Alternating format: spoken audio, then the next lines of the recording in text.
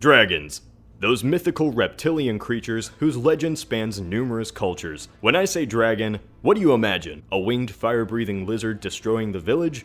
Or a floating snake-like figure? That interpretation would have differed widely depending on where you lived millennia ago. Whether European or East Asian, the legends of dragons have had a significant impact on the culture of the people. At the time, if you were a European, you would imagine dragons as fearsome, unholy monsters, while to the Chinese, a dragon was a powerful and graceful being, the highest symbol among the animals. Even when dragons were myths, they were impactful on society on a scale rarely seen with a fictional beast. So that makes me think, what would the consequences be on human society if dragons were not just simply legends? What if in an alternate timeline, as this is Alternate History Hub, those mythical dragons actually existed? What if dragons were just as flesh and bone as any normal animal, like an elephant or an emu? Less dangerous than an emu, of course. How would this have affected human civilization? Dragons being real and flying and burning the village. Here is one scenario. Now I'm sure some of you are thinking, well, if dragons were real, which type of dragons would be real? As you know, there are multiple types. Yes, thank you, Francis. I almost forgot. No, I didn't. As the dragon myth has transcended across regions and centuries,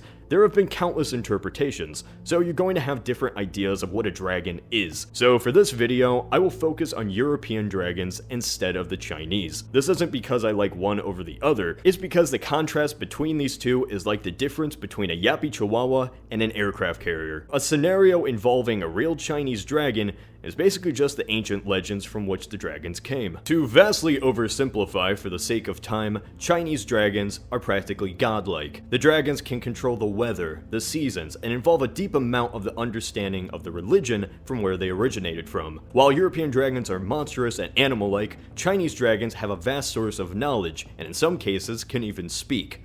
So placing them in an alternate scenario basically is just recreating the Chinese legends, because they are that powerful. I think it's best to avoid that. How would any of those European or Asian dragons even exist? It's scientifically impossible, you say again. Stop, Francis, stop. We're just placing dragons into this alternate world, the equivalent of letting your animals out of the cage in Zoo Tycoon. I want to analyze the cultural and human impact, not the scientific. So, what if dragons were real? In our timeline, the depiction of European dragons has always been a generally negative one. The Celts are one exception, as the dragon was a noble symbol of power and wisdom to them. But to the Greeks, Vikings, and Germans, dragons were fearsome monsters fighting the hero. When the continent eventually unified religiously under Christianity, the negative depiction was brought up to 11. Dragons were seen as demonic, the representation of evil itself, the worst of human qualities, practically just the devil on earth. They even began breathing fire in representation of hell, literally shooting at its victims. They were seen as greedy and vicious, guarded treasure even though there was nothing to spend it on. Maybe they bought dragon hats, I don't know. Their depiction has been varied between sentient and clever to just animalistic rage. The legend of Saint George and the Dragon tells the tale of a Christian saint who slayed the dragon in order to save the princess. Saints were often depicted slaying dragons. Today we see dragons as nothing more than fiction, but there was a time in medieval Europe where they weren't just simply brushed off. To the population,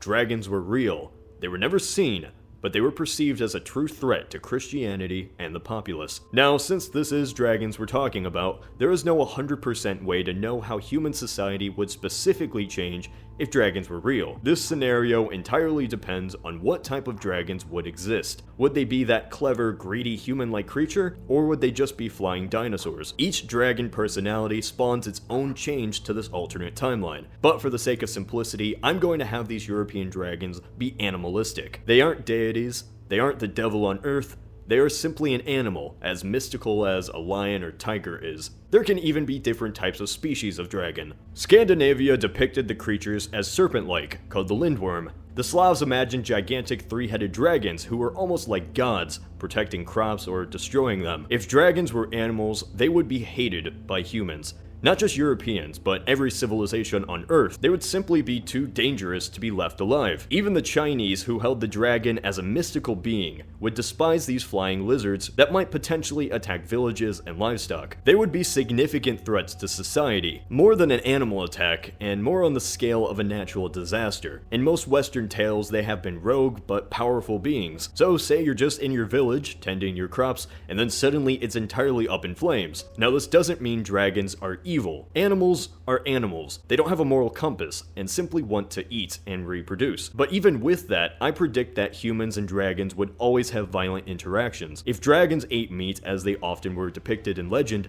then they easily could feed off the livestock of humans, swooping in and devouring sheep.